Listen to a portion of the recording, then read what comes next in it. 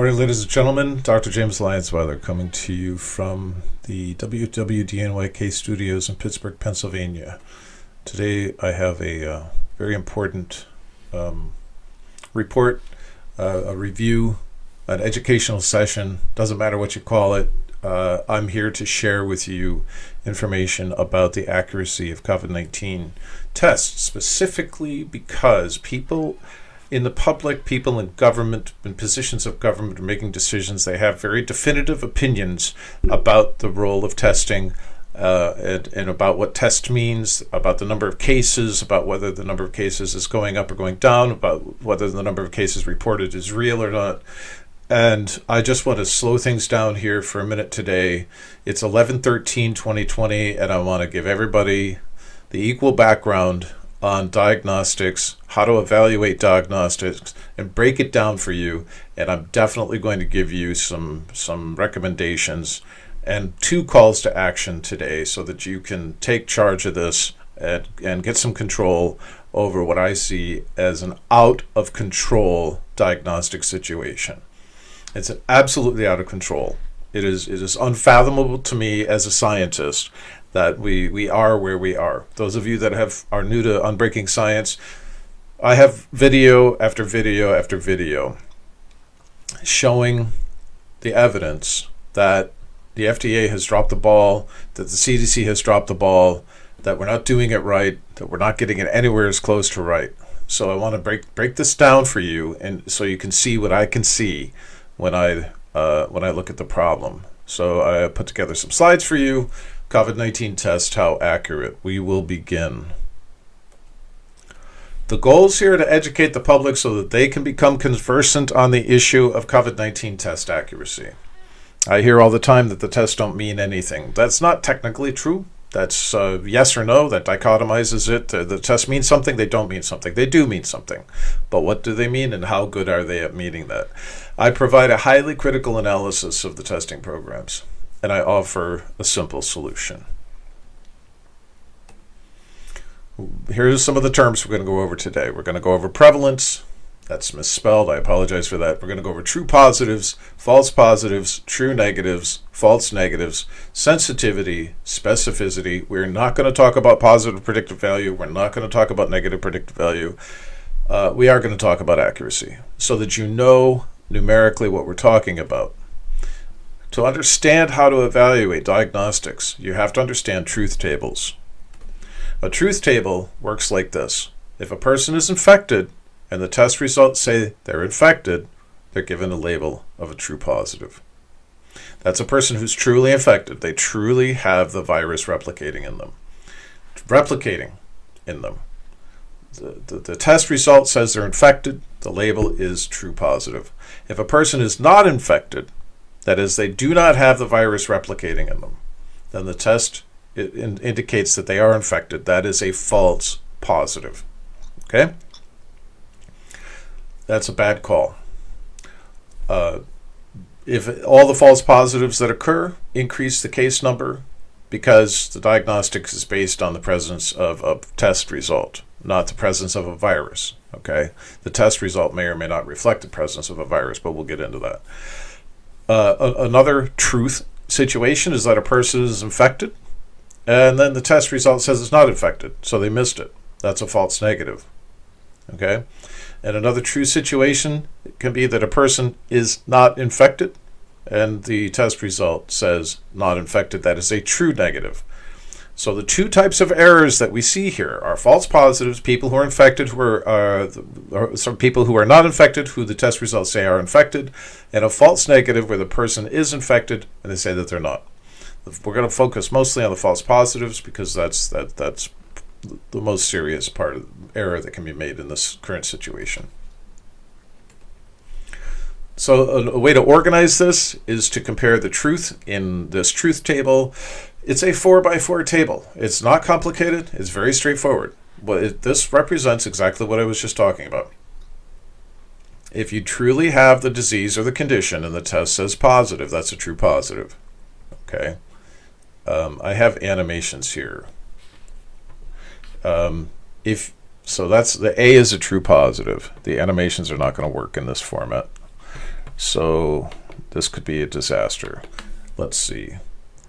The test positive, if you have no disease or condition whatsoever, then the test is positive.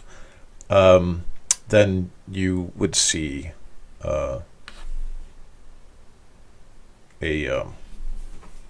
if you have no disease or condition, the test is positive, then you get a false positive. Okay, so that's what's happening there. You have a disease or condition, and the test is negative, that's your test negative. And if you have no disease or condition, and you test negative, then that's a true negative. All right. Okay, so we're going to use the following labels. If a person is infected, and the test result says that they're infected, then the label is TP for true positive. If a person is not infected, and the test result says infected, the label is FP for false positive. If the person is infected, but the test result is not infected, then the label is false negative, FN. And if a person is not infected, and the test result says not infected, then the label is TN. So there's some math that has to be considered here. All right, it's pretty simple math. What we're looking at here is the truth table, again, in a different configuration, where we have the truth being you have a positive case or a negative case, and the prediction by the test is positive or negative. So there's your true positive labeled in the true positive quadrant, your false positive labeled in the false positive quadrant, the false negatives label is in the false negative quadrant, and the true negative. Got it? Okay, so the false negative, is also known as a type 2 error. So if you're going to say that there's no disease present, but the truth is that the person is infected, that's also known as a type 2 error. If you have a false positive, that's also known as a type 1 error. You're saying that the virus is present when it's not. So you detected something that's not truly there. All right, so on this chart right here, this is how, for any diagnostic that uses some continuous variable of a range of some measurement, tells you the difference between the healthy and the diseased, if you will. And the cutoff value of the test, the problem is that oftentimes the variation in the population that you're measuring actually overlaps. And the cutoff in the middle there is a cutoff that's supposed to be optimized. It's supposed to be determined using empirical means. They're very powerful ways that I know of to actually optimize testing in molecular testing, radiography, radiology, molecular tests of all different kinds. So there's usually a cutoff, and that means that there's a trade-off between the true positives and the false positive and the false negative rate, basically. So, but if you look at this, this diagram implies that there's as many healthy people as there are diseased people. Right, that is equal. There's 50% prevalence of the disease, right? And so then this is just to demonstrate that there's, where the false and the negatives are in the diagram and where the false positives are in the diagram. If you have the healthy population on the left, that entire distribution as a frequency distribution of the measurement that's supposed to be used for diagnostics, then the individuals that are beyond the test threshold who are healthy, those are the false positives. And the area under the curve there tells you the number of them, or if you think about the areas as equaling 1, it's the proportion of false positives of the healthy. And so the entire population, of course, is made up of all the people in both curves. But the false negatives then, of course, are those in the disease that fall below the cutoff threshold for diagnosis.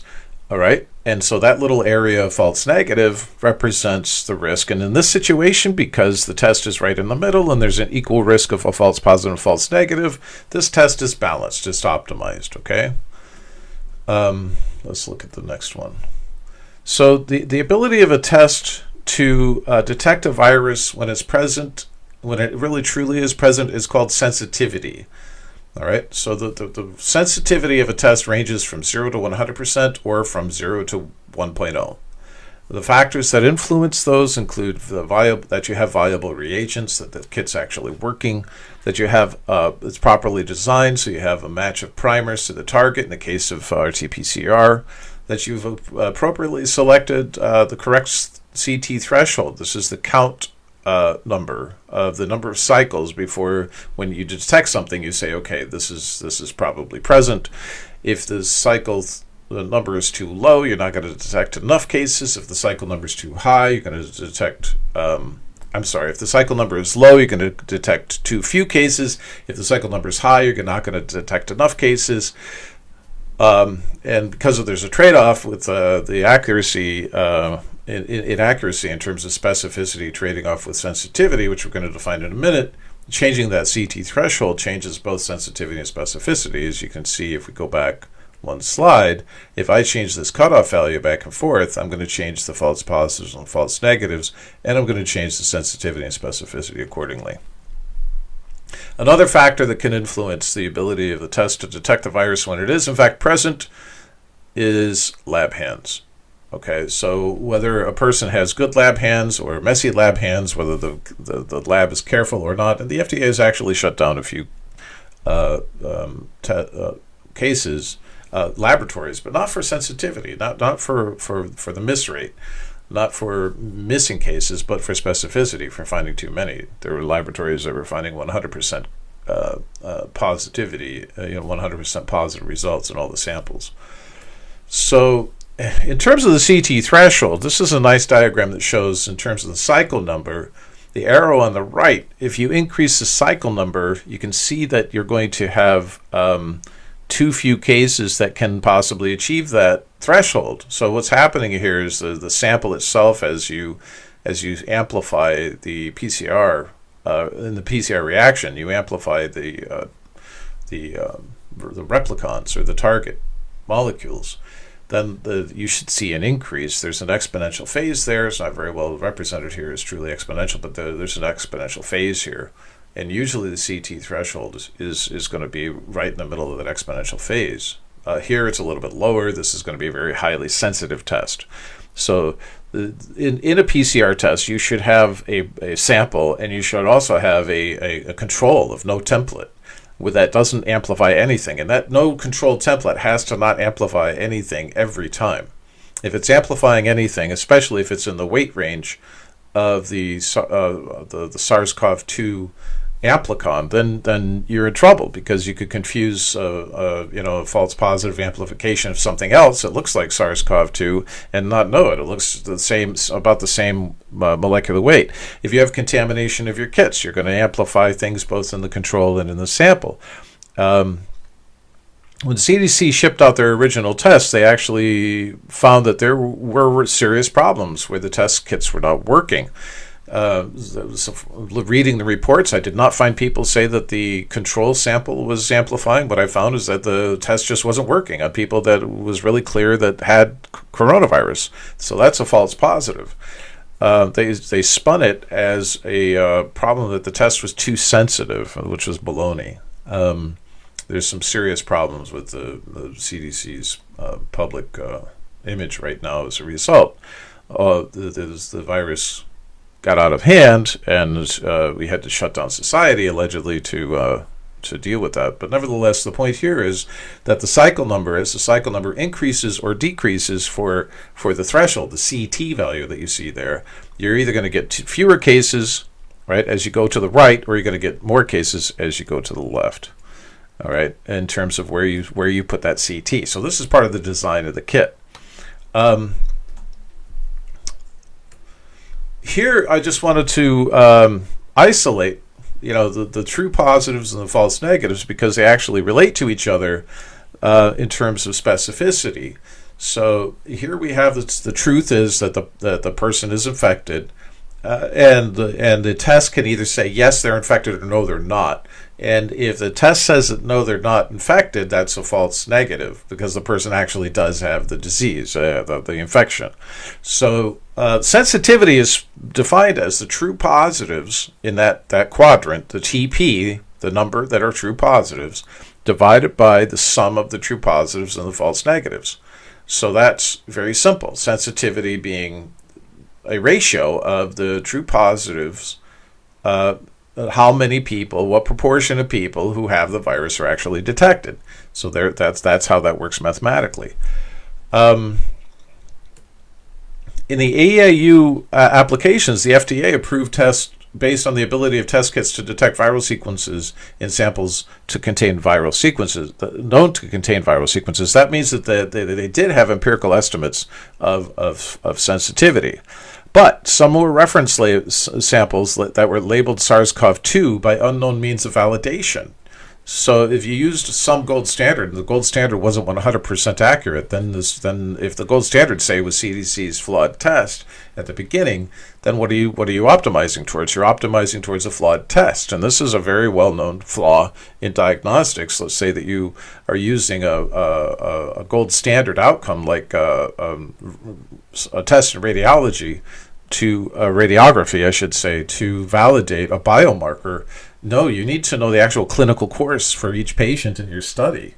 So using proxy outcomes like a gold standard of some other molecular test does not give you 100% accuracy in the field. And some labs, like the German lab that put out the PCR test in January, actually spiked samples with synthetic oligos of target DNA to make sure that they could get the amplification when that oligo was actually present, but it wasn't. In some of these cases submitted to the FDA, it wasn't RNA, which may be more difficult to amplify. On the other side of the equation, if we just look at the people that don't have the disease and we look at the test predictions of the positives and the negatives, the false positives are the ones that are called positive, but they don't have the test, and that's a type 1 error, like I said. And then the people who are negative and they're predicted accurately to be negative, those are the true negatives, all right? Well, specificity, like sensitivity, is defined as the proportion of wrong calls in that column. So the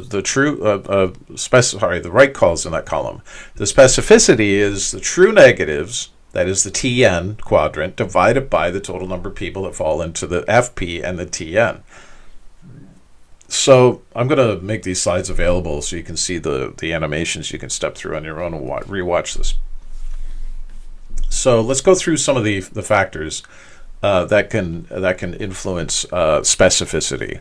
Specificity is defined as the ability of a test to detect the virus when it is in fact absent, that is not present.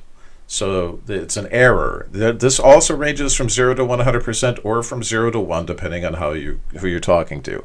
You could do it either way, but if you report specificity 0 to 1, you should also report sensitivity 0 to 1. So the factors include contamination, that you have a contaminated kit, okay, that you have somehow you got SARS-CoV-2 virus in your kit. I don't understand how the CDC possibly could have shipped contaminated kits around at all. There's no reason to have a contamination unless they were shipping true positives, positive controls, which is of the actual virus or segments of the virus. Then so the contamination can occur, but another factor is match of primers to the host or to other pathogens. So if I'm a human being and I'm being tested for a virus, and the primers actually match my genome sequence, I could get a false positive read. Now the chances are pretty low of this, but it's non-zero. You do get some partial amplification if there's a match between a virus, match between the primer and the virus, as well as one primer and the human genome somewhere.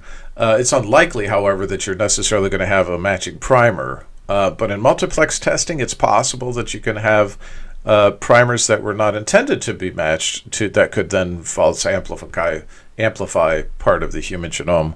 They could also amplify other pathogens that might be present. And of course, the other factor that influences specificity is the CT threshold.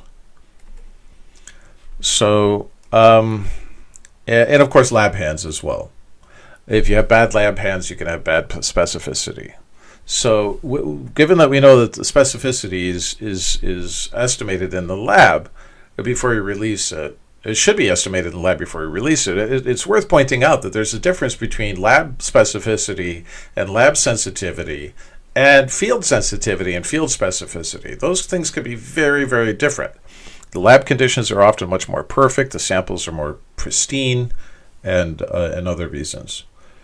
So now you're going to catch me using the phrase false positive rate, and you should understand what that is. If we have specificity being the probability of the test to detect a virus when it's not present, then the false positive rate would be 1 minus specificity. So FPR is equal to 1 minus SP. Remember that SP is equal to the true negatives divided by the false positives plus the true negatives. So the false positive rate is the false positives divided by the false positive plus the true negative. The false positive rate is what we're going to focus on here, because the numbers are just exploding in unreal ways.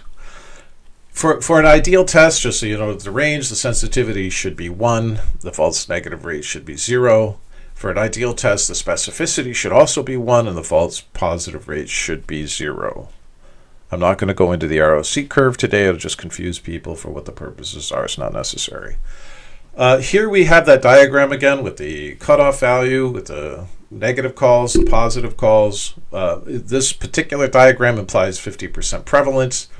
And this represents the number of persons that are healthy and diseased. Both distributions together account for the entire population.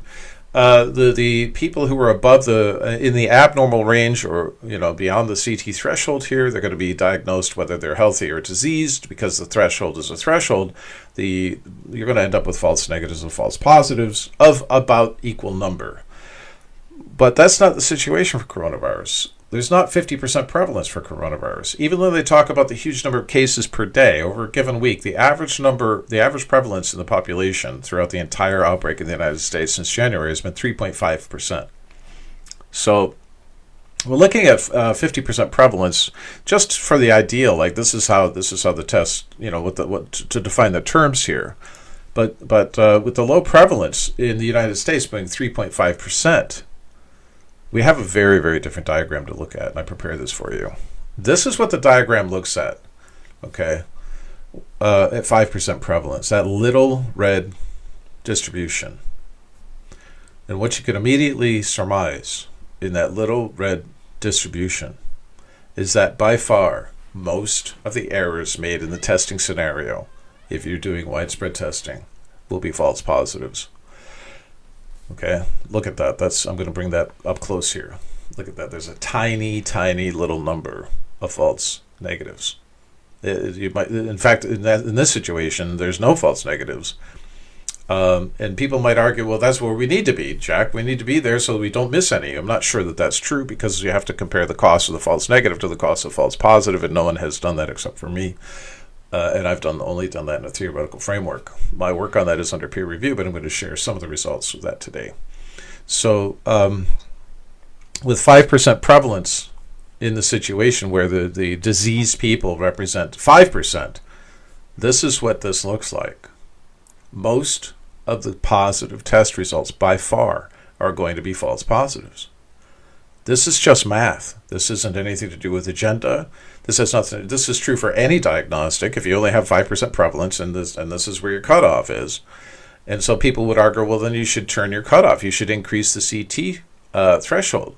If you increase the CT threshold, then you'll get fewer false positives. The argument goes, but then they say, well, you got to worry about the false negatives. Well, you're going to get into the false negatives there. So there's also a problem with PCR, that if you just amplify things too much, you can get something called push-through, where you get what looks like amplification that's not there. So that's a well-known artifact. So the FDA did not require estimates of specificity for the emergency use authorization for RT-PCR kits from the testing companies. I checked this out in real time. I was in contact with the FDA at the time. I expressed my concerns over this at the time. In the EUA applications, the FDA approved tests just based on the assurance that the test manufacturers said that the PCR primers did not match the host and did not match other pathogens. That's a computational comparison using an algorithm called BLAST. It's a bioinformatics study. It's not an empirical study. It's not an estimate. They didn't run the sample on just sputum samples from people that did not have coronavirus, just like the Germans did. The Germans did it, But most of these tests were approved with zero empirical data demonstrating that the SARS-CoV-2 specificity. So these tests, any number of them, and there's lots and lots of tests, any number of them could be amplifying off-target sequences. Okay, so given that we have the possibility of these false positives then, and it's more than a theoretical possibility because now there's some data which I'm going to share with you what the false positive rate is. Given that we have this, then we have to be concerned both about sensitivity and specificity, especially given society's reaction to the test. Well, let's talk about different testing strategies. And I think I jumped ahead here. Yeah, in testing strategies, you can have discriminate testing and indiscriminate testing. Discriminate testing is symptom-based. So a person is coughing, they have a lung problem, or they have something that the medical community considers a potential symptom of coronavirus. Then they're tested. That's symptom-based. Another discriminate type of testing is that the person that is being tested was in contact with a confirmed clinical case. They had a positive PCR result. The PCR result was confirmed, and we're going to talk about that in a minute, about how to confirm a PCR test, and the person had symptoms so that they had a clinical case of COVID-19. Here, I disagree with the CDC 100% on how they define a clinical case. The CDC's guidelines say that a clinical case of COVID-19 is a presence of a positive test result. This is extremely unusual, right? I've heard people say that Kerry Mullis said that the PCR test should never be used for testing, yada yada, all of that. That's not what he meant. When he said that, what he meant was PCR is step one towards testing. Yes, you can have PCR towards viral testing. We're going to get to that again in a minute here. But indiscriminate testing is where you just screen everybody in the population, or you just do random testing, right? So if you do random testing to try to get the positivity in a result, you should never clinically act on those random test results. You should never say, oh, here's these positive results, so now these people have COVID-19. No, it's a separate purpose.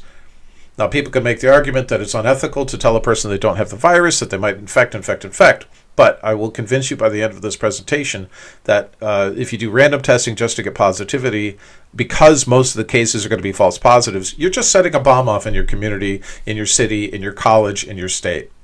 You're shutting down businesses. You're causing loss of jobs, and so on and so on.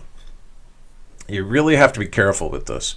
Another indiscriminate type of testing is where you're doing contact tracing, but the person's only suspected of having COVID-19. And that's going on. And that needs to stop. That absolutely needs to stop. And we're going to empower you guys on how to help make that happen. So it's really clear that more testing is not always better. The more testing you do, the indiscriminate situation where the false positive rate is so much higher than the false negative rate.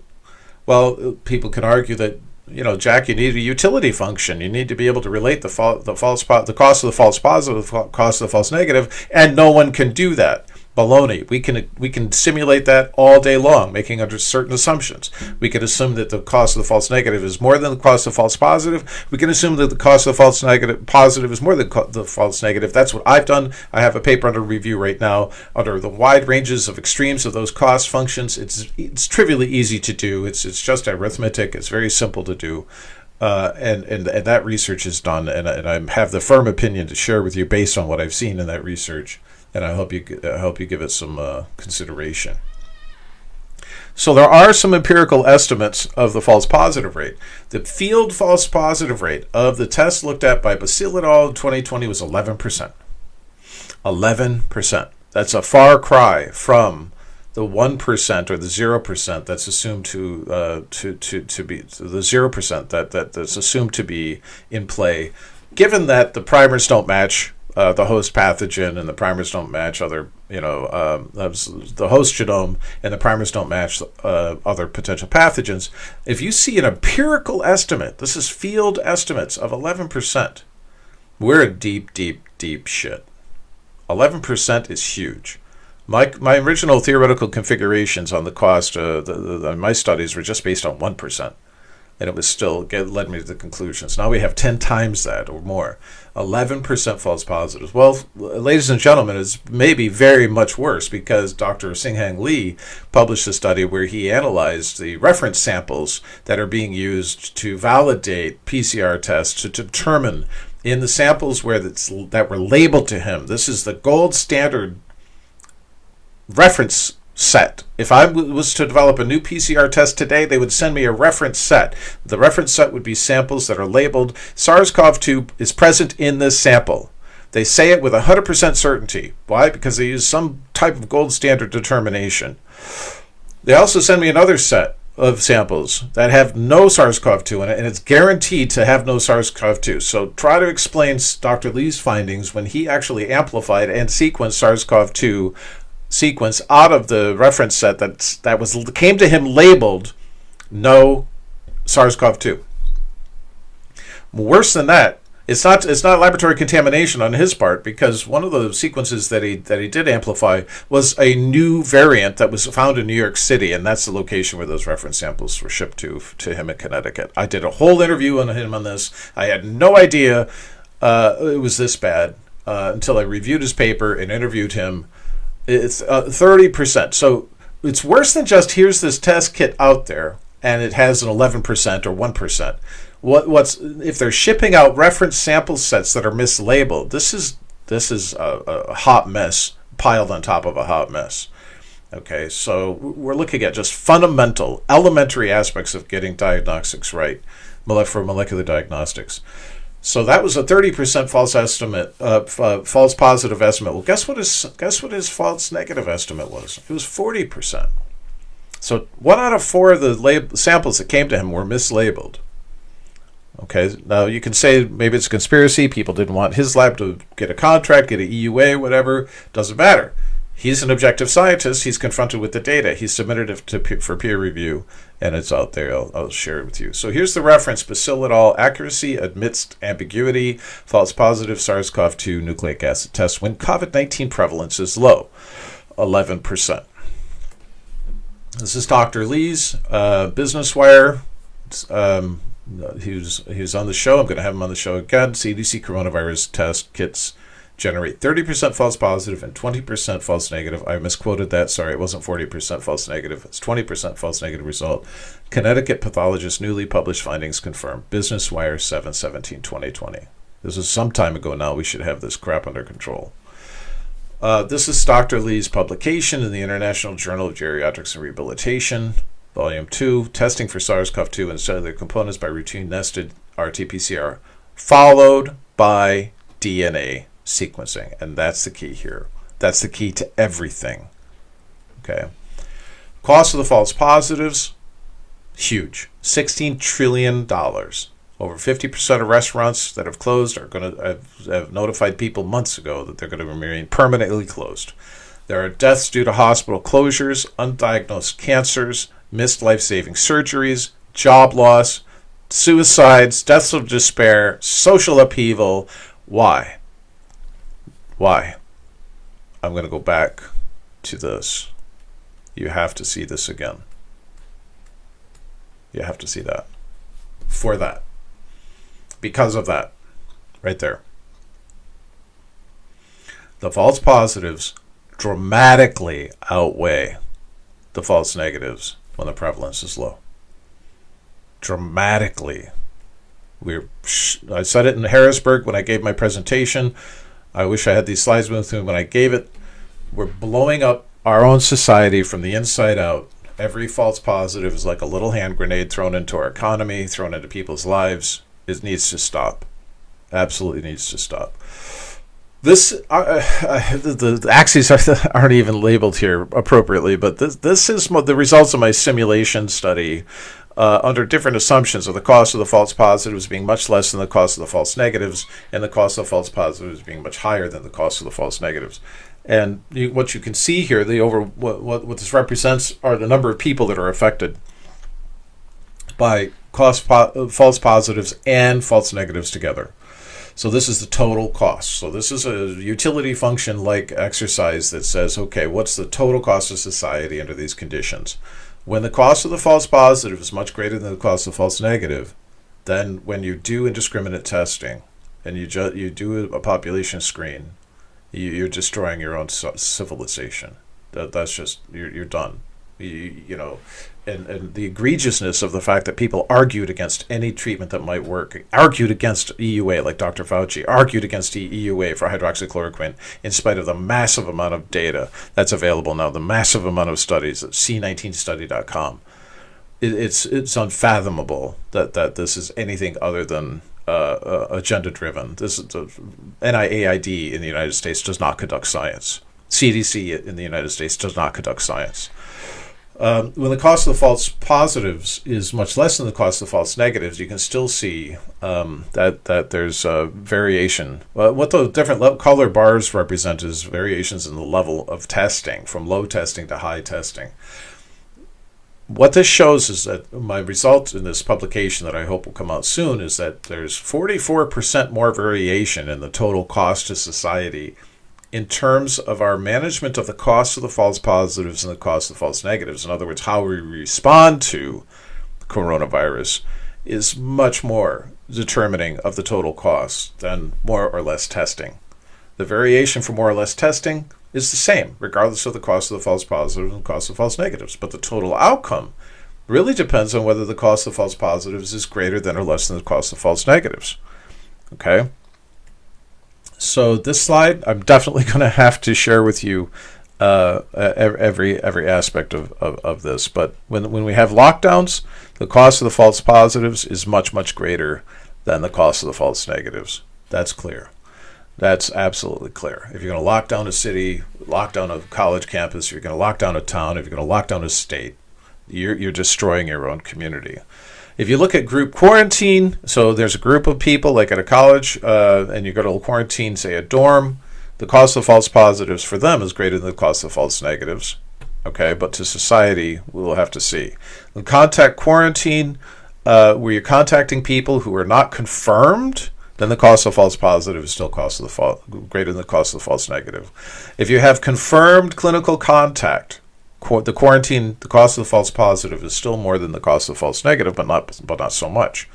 Now, interestingly, if you do confirmed clinical contact where the person had the disease, they had the symptoms, they had the test, and the test was confirmed, the PCR test was confirmed by Sanger sequencing like Dr. Lee does, then you could do self-monitoring.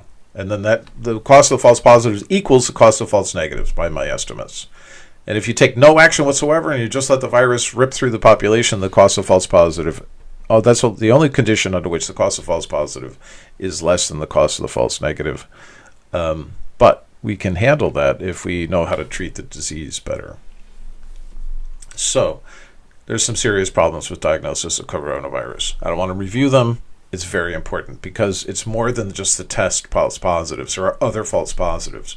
Because currently, we learned from Dr. Ely, under CDC guidelines, a case of COVID-19 can be symptomatic and test positive. It could be asymptomatic, no symptoms whatsoever, never developed a single symptom, test positive. It can now be asymptomatic and test negative simply because you were suspected to have been in contact. There are states that are reporting that as a case. You could be unexposed, untested, regardless of symptoms, and you could be called a case. And I'll show you that in a moment. Remember, this is the situation because the prevalence is so low. When you do the testing and when you start doing indiscriminate diagnosis, regardless of the test results, then you're in trouble. Then you're in serious trouble. You end up doing some really, really, really bad things to your community, to your society, to your state. Okay. This is Dr. Ely's paper that shows that the CDC changed their diagnostic criteria for reporting cases of COVID-19 without going to the proper authorities. They may have broken the law. That's the conclusion of this, published in Science, Public Health Policy, and the Law. Okay. Now here I have, I jumped ahead to some recommendations here. Sorry. Here I have a list. I'll make these slides available. I'll put the link to the slides here in a little while. But here's the other types of false positive COVID-19 cases. You've got your asymptomatics. You've got your allergies, asthma, bronchitis, COPD, influenza, RSV, SV, bacterial pneumonia, and other coronaviruses. That's what that list reads. All of these clinical conditions, unless you test specifically for that condition, even if these conditions like asthma, bronchitis, are going to be called comorbid condition. And we didn't get a positive test result, but we better make sure that we call it a COVID-19, because more COVID-19 cases means what? I've been told it means more money for the hospitals. That's what I've been told. They're selling us out, folks. Absolutely selling us out. So here's Dr. Ely's paper. Okay, here are my recommendations. I'm sorry it doesn't show up on the screen because I forgot that the animations don't work in this software. But I say that you should require the sequencing. I agree with Dr. Lee. Require sequencing of all PCR products in the size range of the COVID-19 target. Unless you see the Sanger sequencing result and it validates and it maps to SARS coronavirus, that test does not count. That test is invalidated. Report confirmed clinical, symptomatic, and test confirmed cases only. That's what a clinical case is. You don't have the disease simply because the virus was present. You may have inhaled it 2 seconds before. You may have already cleared yourself of it, and it's just on the way out. Okay? Contact with confirmed clinical cases, you should just watch for symptoms and only be tested if they become symptomatic. Don't overtest the population. If you do overtesting, you're going to destroy your civilization. We need, in the same time, to protect the elderly and those who are truly at highest risk of coronavirus serious illness. We have to do that. Okay, how do you do that? Let's have that discussion. Stop testing everybody and destroying everybody's lives. Let's protect those who are at risk, absolutely. And we need to revamp public health in the United States to focus on Th2 skew in the immune system. We don't need to do further vaccination and make our Th2 skew worse. We need to make it better. We need to find out ways to stop hurting our immune system, because the people who have a hard time with COVID-19, it's protecting the elderly and those at risk starts with stop making them sick. It absolutely starts without making them sick. A further recommendation that I have here is to allow in-home private testing if the test is 100% sensitive and is 100% specific. So that's going to be an RT-PCR test that the result gets sent away for rapid sequencing. That's a must. We have to restore HIPAA privacy over COVID-19 status because we're blowing up our society. One person, one city, one school, one business at a time. It's ridiculous what's happening. So here's what you can do, and I'm going to definitely make these available to you. What you can do, and I'm sorry they can't see it, the animations don't work. I want everybody to consider creating and signing a petition in your state to demand sequence evidence of SARS-CoV-2 test results. Every test, every time. In your own state, make a petition, right? Do that today, do that this weekend, make a plan right now, put it in your calendar. Create a petition and circulate that petition. So in your state, it's required that the SARS-CoV-2 PCR product is sequenced every time. I want you to call and write to the FDA and demand empirical field estimates of the false positive rate. Empirical, not theoretical. Empirical meaning real data. Field meaning not in the lab. Out there in the clinic. Send this video to your congressional representatives, state and federal, and to your senators, state and federal. You can email Timothy Stenzel. I've been in contact with him. He thanked me at the beginning when I found a problem with the PCR primers of CDC's test kit. I found high homology, a match to a human sequence. He thanked me at the beginning. When I started asking him about false positives and telling him I was concerned about false positives, he stopped responding to me, so maybe he'll respond to you. Timothy Stenzel, timothy.stenzel@fdh.hhs.gov. He's the FDA diagnostics chief. He's in charge of all this. Demand gold standard Sanger sequencing. Demand release of reference samples. That should say reference samples, not references samples. Reference samples to complex laboratories. Use that language specifically, like Dr. Lee's, the ones that are going to do the sequencing. They have refused, and I've read the letters where the FDA is refusing to provide reference sample sets to laboratories that will sequence them. Unacceptable. That needs to be reversed. You can also email Secretary Azar, secretary@hhs.gov, and demand a return to the pre-2020 reporting standards for cases for COVID-19. Demand it. Demand updates to counts to exclude unconfirmed clinical cases. If you were tested, got a false positive test, throw out everybody that didn't have symptoms. Every last one of them that didn't have symptoms. All those numbers need to be thrown out. Okay? Sorry about the typo there, but demand updates to count to exclude comorbidity cases and lists COVID-19 as secondary causes of death. Well, what we want to do here is throw out all the cases that had high comorbidity, high risk of death already, throw them out, update the numbers. We need a total revision, 100%, turn it in the other direction. Stop scaring people. Stop freaking everybody out over this. We know what the rates of death are for most healthy people. Now, how can you support WWDNYK? You could do it at Patreon. We have very few supporters, actually, for all the work that we do and everything we're putting out. So I'm calling on everybody to get behind Patreon. Get behind WWDNYK. We stand for What We Do Not Yet Know Studios.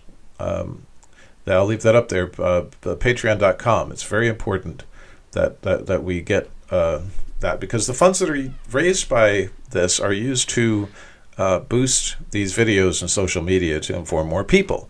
So go for it, and let's get some funding behind this initiative, and do your own thing too. If you do create a petition and you want to share it on my personal webpage, James Lyons-Weiler, on Facebook, fine. Send it, share it to my page, please. It has to be done soon. So put it on your calendar. I'm asking everybody to put it on your calendar to do something up to make sure that the false positive rates are known, that the false positive rates are given their due consideration, and that we stop over-testing. We're hurting ourselves. It's the worst thing that we could do in this situation, in my view. All right, so with that, I'm just going to close out with a great big thank you for everybody who's involved in discussions with me on this.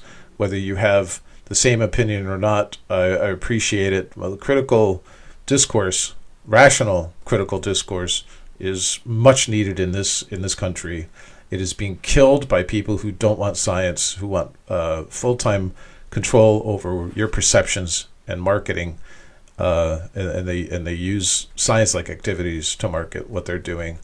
So I want to thank you all. Here you go.